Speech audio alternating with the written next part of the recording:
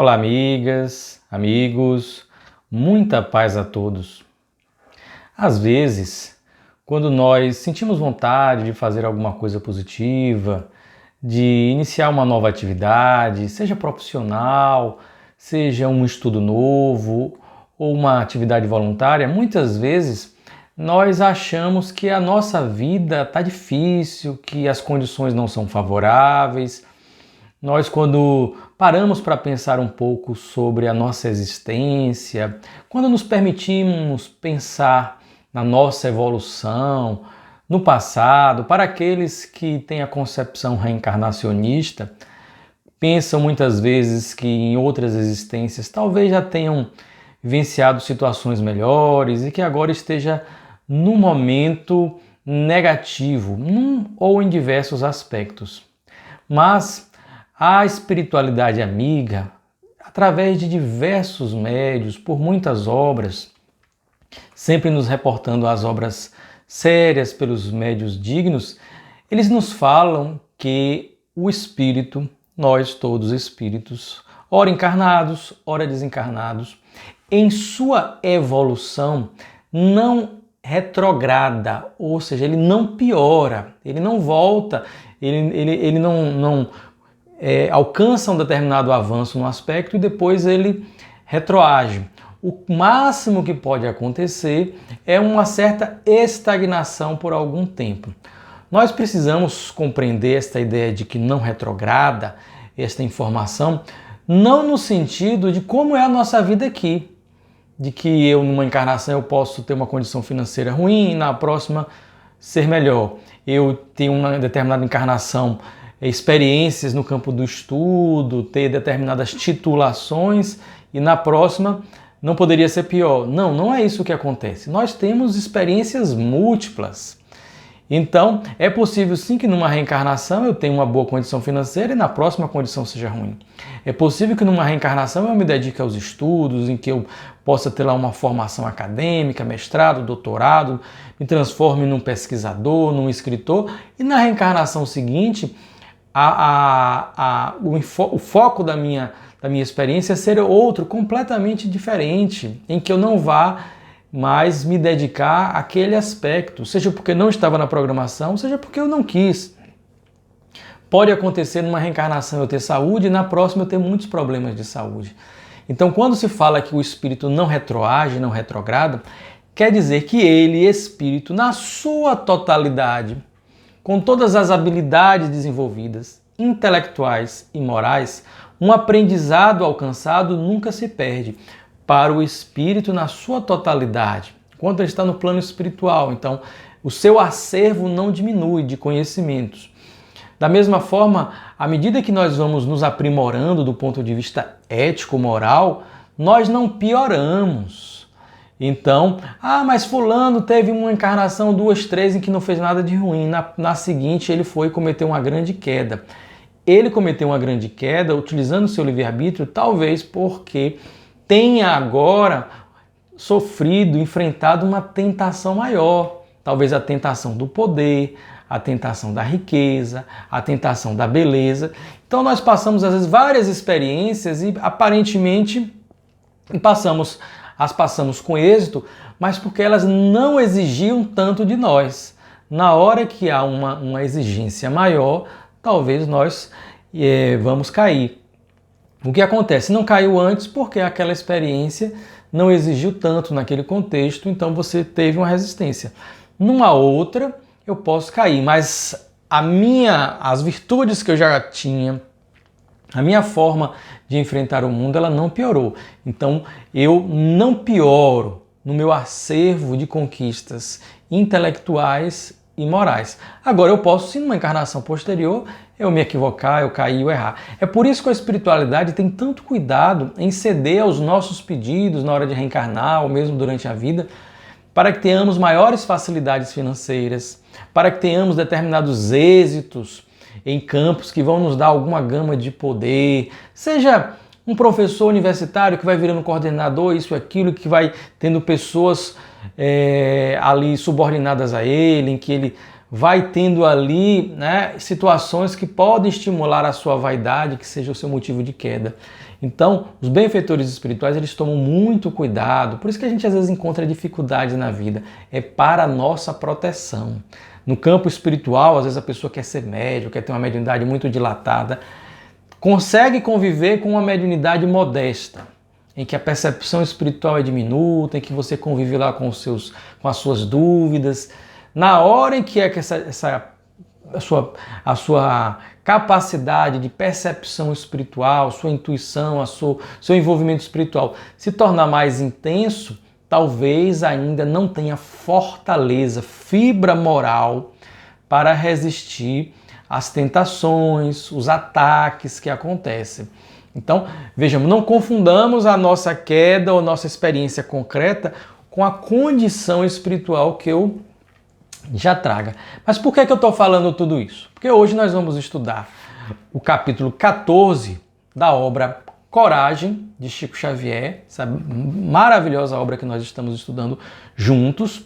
E hoje nós temos um texto de André Luiz. André Luiz é aquele espírito conhecido, que foi o autor espiritual do livro Nosso Lar, que virou filme Nosso Lar, uma produção maravilhosa, e que mapeou aí para nós o mundo espiritual, nos mostrou como é uma cidade espiritual, nos mostrou ali a comunidade desencarnada vivendo numa cidade, uma cidade com construções, com escolas, com hospitais, com campos para a manifestação da arte. Então, nos mostrou, nos descortinou esta realidade que existe, que agora está vibrando aí milhares de lugares em nosso planeta, milhões de lugares aí no nosso sistema, a perder a fio. E ele nos oferece um capítulo que ele dá o título Neste Exato Momento. Neste exato momento. E que nós aí na nossa chamada colocamos: você está no seu melhor momento. Porque é a ideia central do texto. E o que é que André Luiz vai nos falar? Neste exato momento, você está na situação mais apropriada ao exercício da compreensão e do auxílio. Na circunstância mais favorável para fazer o bem, de coração ligado às criaturas certas, junto das quais precisa trabalhar e harmonizar-se, com a tarefa mais adequada às suas necessidades, nas responsabilidades justas de que deve desincumbir-se, no ponto mais importante para dar o testemunho de sua aplicação à fraternidade, de reconhecer que a nossa felicidade é medida pela felicidade que fizermos para os outros, de observar que muitas vezes vale mais perder para conquistar do que conquistar para perder. E aí eu me lembro de Chico Xavier, que foi indicado para o Prêmio Nobel da Paz e perdeu. E aí ele disse: melhor ficar com a minha paz do que ganhar o prêmio e perder a minha paz. E se encaixa perfeitamente aqui. Muitas vezes a gente quer um local de poder, uma condição financeira, um determinado relacionamento que vai tirar completamente por algum tempo a nossa paz. E perder aquilo que nós desejamos muitas vezes é a condição que nós precisamos para manter a nossa paz ou alguma outra circunstância que nos é positiva. Neste exato momento, de ajustar-se à paciência e à esperança para consolidar o próprio êxito no instante oportuno, de não esmorecer com a dificuldade, a fim de merecer o benefício. Olha que interessante, não esmorecer a fim de merecer. A dificuldade vem, eu não esmoreço, eu mostro a minha resistência, eu me esforço e aí vou merecer o benefício. Tempo de sorrir, melhor tempo de sorrir e abençoar para receber simpatia e cooperação. E por isso mesmo, você agora está no momento exato de trabalhar para servir. E, trabalhando e servindo, você adquirirá a certeza de que toda pessoa que trabalha e serve caminha para a frente. E quem caminha para a frente, com o bem de todos, encontrará sempre o melhor. Então, André Luiz vai nos chamar a atenção para algo que ele, no primeiro momento, ele não sabia disso. Ele chegou no plano espiritual também cheio de queixas, de reclamações, que não teve ajuda, que ficou muito tempo esperando lá no plano espiritual para ser auxiliado. Aí falaram, ó, você desperdiçou a sua experiência, você se suicidou. Ele, não, eu não me suicidei, eu lutei contra a enfermidade. E os espíritos foram informar que não, que ele tinha um acervo de circunstâncias que lhe eram favoráveis, mas ele tinha um temperamento colérico, ele era vaidoso, ele era orgulhoso, ele não cuidava muito do seu corpo, ele tinha determinadas viciações, comportamentos típicos da sua época, mas que ele já guardava na sua intuição, na sua inteligência, a condição de verificar que aquilo lhe fazia mal. Então, mas aí ele foi estudar, foi se aprimorar, e então estudou lá como eram os processos de reencarnação, fez parte de muitas caravanas espirituais de auxílio a todos nós, e ele verificou que a humanidade avança sempre. Nós temos aparentemente momentos de atraso, mas não são momentos de atraso. São circunstâncias que cumprem ali a finalidade que está dentro da lei de destruição, que voltadas para a lei de progresso, que diante de um intempérie, de algo negativo, a humanidade se esforça, é levada a dar saltos, a se unir, a ter maior fraternidade. Isso acontece individualmente e coletivamente. Os problemas, muitas vezes, são remédios para que nós encontremos a solução, que nós saiamos do nosso local assim, de estagnação, de paralisação, das nossas viciações mentais, dos nossos padrões. Então, muitas vezes a pessoa chora o fim de uma relação e era aquela relação que não permitia você crescer, que não permitia você ter outros ares, fazer o que você gosta. Então, vejam que nós muitas vezes enfrentamos dificuldades, mas elas fazem parte de um contexto que nós podemos extrair dela as coisas positivas. Às vezes são consequências dos nossos atos equivocados, mas mesmo assim nós aprendemos, porque vamos enfrentar na pele a comprovação de que quando eu faço algo equivocado, isso vai gerar consequências. As consequências me são desagradáveis. E isso serve de prevenção. Lembremos que a humanidade, até cerca de 132 anos atrás, nós convivíamos no Brasil com a escravidão. Pessoas viviam ali nas propriedades das outras, sem nada a receber, sem ter direito a nada, para não serem punidas, para não serem flageladas. E a sociedade achava isso normal. A Segunda Guerra acabou em 1945, então há cerca de pouco mais de 75 anos, a humanidade estava mergulhada numa Segunda Guerra Mundial. As grandes nações, os Estados Unidos, defensor da democracia, soltou 2 bombas atômicas contra cidadãos civis, inocentes, de lugares que não tinha participação bélica, há 75 anos atrás.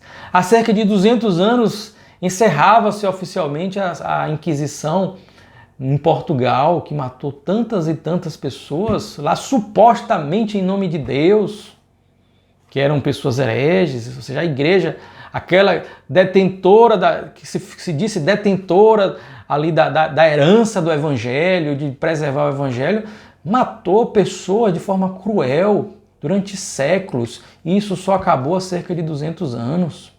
Então vejam, o mundo vai evoluindo, e nós também, porque nós vivíamos neste mundo, na nossa última reencarnação, possivelmente nós vivíamos num contexto de escravidão, de guerra mundial, de intolerância religiosa quase completa. Então nós estávamos sendo ali moldados na nossa formação nestes contextos. Então agora nós estamos com as melhores condições, e ele vem nos mostrar aqui, ó, está na família que precisa, tem as responsabilidades que precisa, tem as condições para ajudar.